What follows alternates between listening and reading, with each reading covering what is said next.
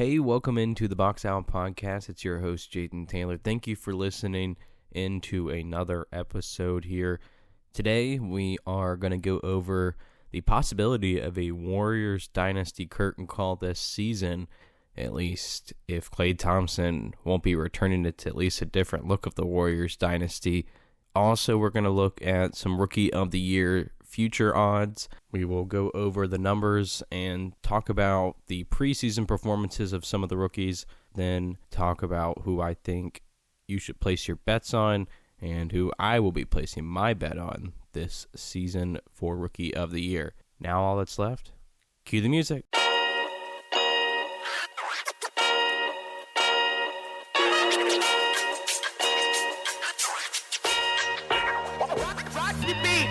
Hello and welcome into the Box Out Podcast. First up, the Warriors Dynasty. Is it the last curtain call this season? There are reports Klay Thompson and the Warriors front office are not close on an extension. Adrian Wojnarowski reported on this that they're not close in the years or the money. There's still a very real possibility that Klay Thompson goes into free agency next summer without a deal. Ever since Draymond and Klay Thompson were going to be up for extensions, there's always been the question surrounding, are they going to retain them as they go into their elder ages and NBA career lifespan at least? We know that obviously Draymond Green got the 4-year, $100 million deal.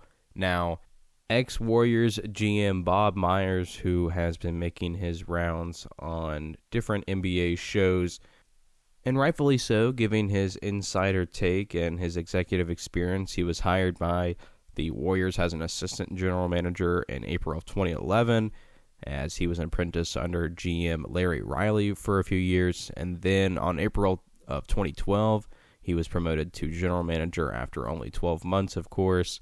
And Myers, they had a strong draft. They got Draymond Green that draft, I believe, in 2012, and they made key moves, especially with Kevin Durant and DeMarcus Cousins and other free agents, so he all around did a good job. But on NBA Countdown, he was asked what the path forward for Klay Thompson and Golden State was, and he responded with, quote, "Well, this is why I left, first of all. A lot of times people will say it's just business. It's not a just business situation.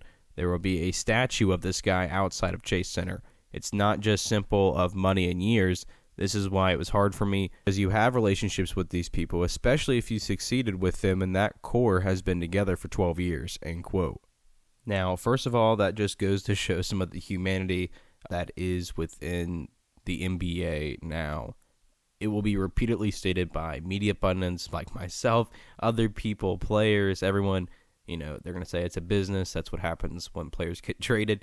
But at the same time, it's very easy for everyone to understand where Bob Myers is coming from whenever he's saying that, because you have this personal attachment to them as a person and you want to keep them around, but you're unsure if it's the right decision. It's almost as simple as a high school breakup, but obviously millions of dollars are at stake. And I think a lot of people thought that Bob would immediately get into another GM job possibly, but he hasn't so far. And I think that he is still recovering a little bit from that. And also, you see that he was also not wanting to deal with this situation. Draymond did get the extension, I believe, on his last literal day as GM. Now, I don't know if he was in those negotiations still up until his last day, but if so, then maybe he did help in the Draymond re-signing, but I think it was always believed that they wanted to keep the three together at the time, so it really doesn't surprise me now.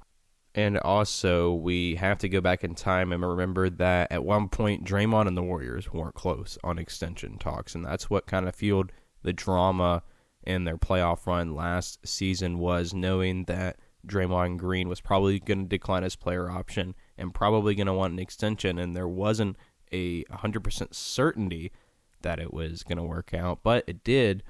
And so we are kind of faced with a similar situation with Klay Thompson. And for me, unless Klay is just asking for some absurd amount that I'm unbeknownst to. I think that they eventually should be able to work something out. You got to think, because if they poured the money into Draymond, it would be kind of strange to not also bring back Klay Thompson, I think, because he's still been solid defensively. He's not as elite as he used to be last season. His defensive rating was a little higher, but also the Warriors' defense as a whole wasn't as good as it was the year prior when they won the championship.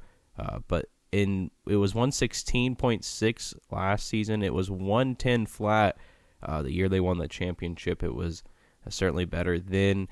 Now, looking at the traditional stats for Klay Thompson as well last season, he had a solid outing. I mean, he scored 22 points a game, basically 21.9.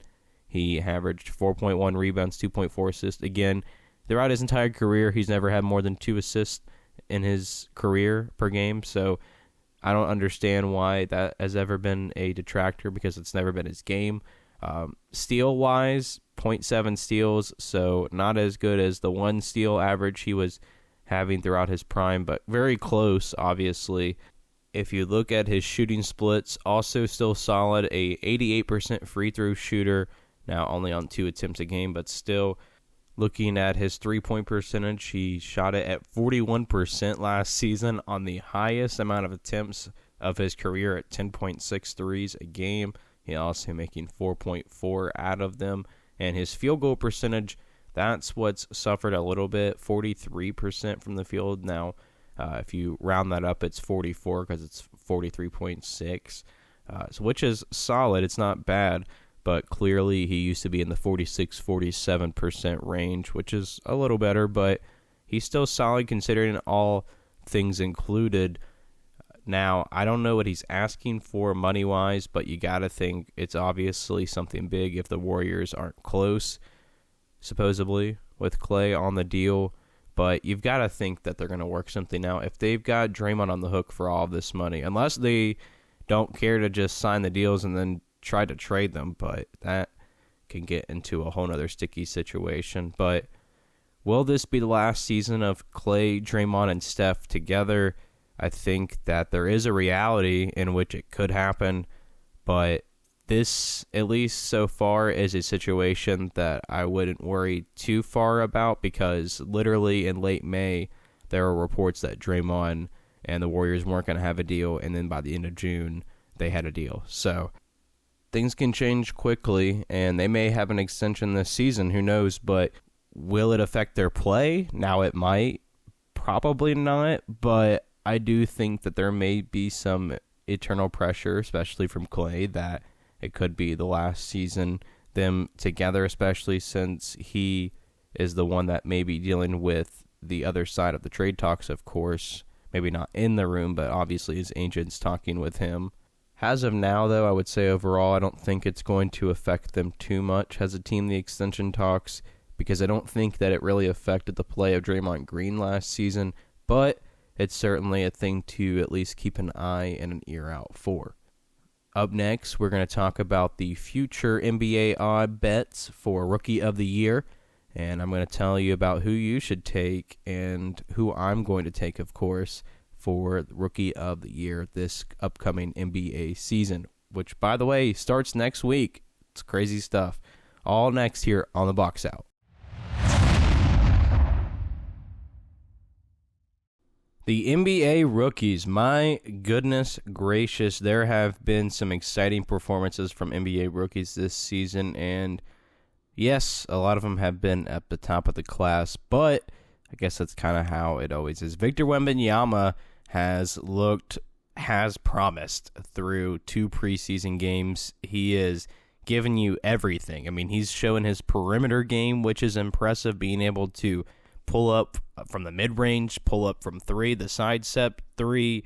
He is giving looks on pick and rolls as well. He doesn't look as solid of a screener yet, but, you know, he's a rookie and he doesn't have a lot of big NBA strength yet through years of weight training and experience there, and also he's still young, so I think that game will get better, but my goodness, he looks impressive, and the best part, may not even be his offense. As great as his offense might be, his greatest effect immediately might be on the defensive side of the floor. Him on the weak side defender, he has the ability, because he's so long and tall, to kind of almost fill two places at once. Has the weak side defender, he can step in, has the rim protector, and also recovers so well back to his own defender on the weak side. It's really incredible. Put on the preseason highlights and you will see for yourself.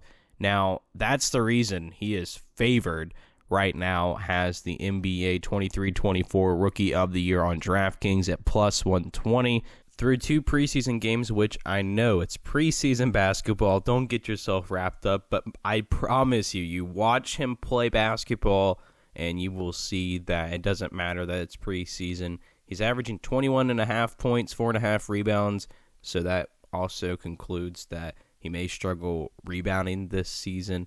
Now, of course, he didn't do this all in a load of minutes. It's only 21 minutes a game, so he may get more rebounds when he plays more minutes. But 21.5 points, 4.5 rebounds, 2 assists, 2 blocks, 1.5 three-pointers, and 1 steal. Again, in 21 minutes per game across those 2 contests, shooting 64% from the field as well. So not shooting it like a low efficiency, even though he was shooting shots from the perimeter as well, which makes it all the more impressive.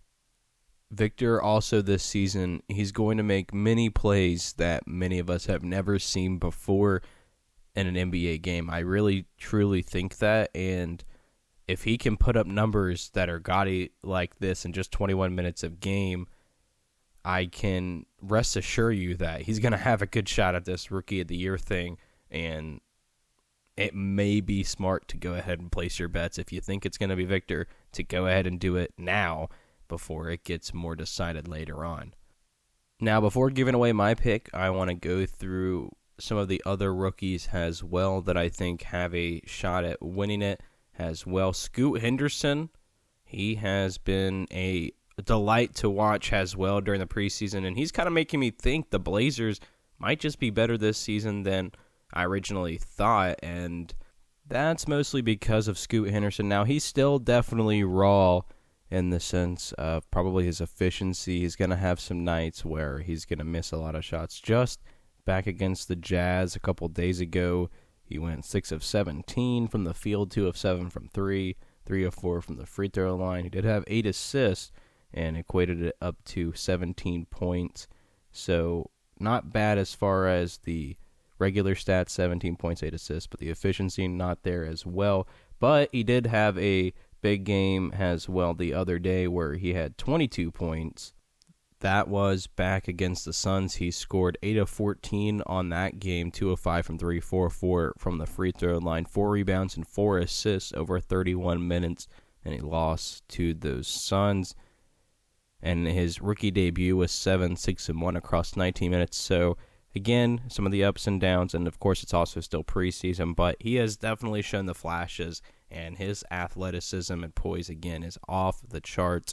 I do think that he has a chance at winning Rookie of the Year, but we will go ahead and go to the next person amongst the odds. So Scoot Henderson at plus 240. Next person in line, Chet Holmgren with plus 280 now. Holmgren is the last serious maybe contender for Rookie of the Year, at least according to the odds makers.